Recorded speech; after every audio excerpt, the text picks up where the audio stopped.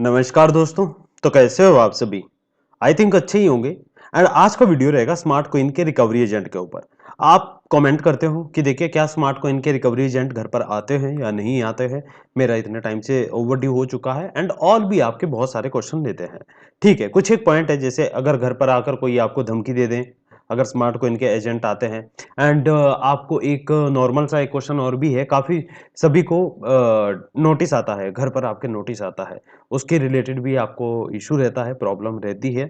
But इस video में आपको हर एक डाउट आपके क्लियर कर दिए जाएँगे, आपको कहीं भी जाने की आवश्यकता नहीं पड़ेगी। बट आपको वीडियो में कंटिन्यू बने रहना पड़ेगा, ठीक है?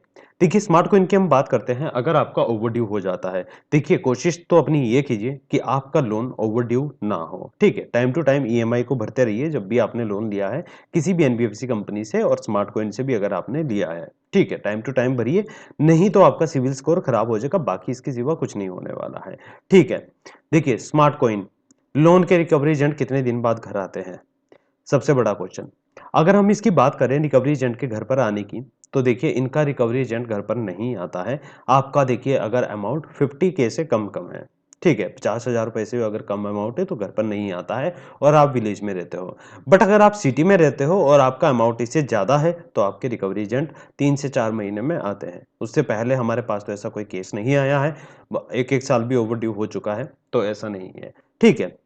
दूसरा है देखिए अगर आ भी जाते हैं तो क्या करें? धमकी दें, तो धमकी भरी तो ये नहीं देते हैं बट बार-बार घर आते हैं कहीं की अगर जिनका ज़्यादा बड़ा अमाउंट होता है, लाख डेढ़ 2 लाख रुपए का, ठीक है? तो घर पर आते हैं। लीगल नोटिस आता है, देखिए आप लीगल नोटिस का आप अगर आपको जवाब देना है तो आपको ईमेल कर देना है, ठीक है? आप ईमेल के माध्यम से, डिजिटल के माध्यम से आप उनको रिप्लाई कर सकते हो कि आपका नोटिस ऐसे-ऐसे आया है, जो भी है। बाकी ऐसे आपको घबराने की कोई भी बात नहीं है इसमें, कोई ऐसी दिक्कत नहीं है, ठीक है? फालतू की टेंशन लेने की कोई आवश्यकता नहीं है। नोटिस भी आता रहता है, कभी-कभी 2-2 बार भी आता है, 3 बार भी आता है, तो नोटिस भी आना चाहिए, ठीक है? उसमें आपको सेटलमेंट के लिए भी ऑफर दिया जा रहा होगा, तो आप अगर आपका लोन ज़्यादा है या फिर आपके लोन मल्टीपल है, 15-20 लाख रुपए के आपके पास लोन है, तो आप सेटलमेंट कर सकते हो, कोई दिक्कत नहीं है और कम उसमें आपका सेटलमेंट हो जाएगा, ठीक है? 20-25% में आपका आराम से सेटलमेंट हो जाएगा, आप डायरेक्ट सेटलमेंट कर सकते हो, ठीक है? कोई ऐसी प्रॉब्लम नहीं है। नोटिस वगैरह आता है, नोटिस से आपको डरना नहीं है, कोई आपको कोर्ट का नोटिस या कोई ऐसा नहीं आ रहा है, आपको कंपनी की तरफ से आ रहा है, ये सभी को आता है।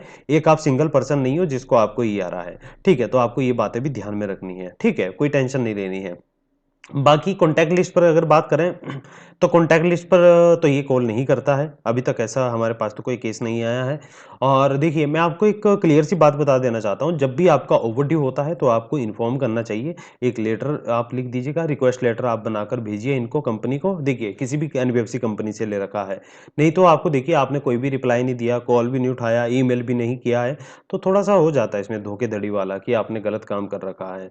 ठीक है? तो रिप्लाई देना ज़रूरी है। अगर आप खुद से नहीं कर सकते हो तो आप सपोर्ट ले सकते हो किसी एडवाइज़री की, लीगल एडवाइज़र, लोन एडवाइज़र की आप हेल्प ले सकते हो और भेज सकते हो। ठीक है? ऐसी कोई प्रॉब्लम नहीं है।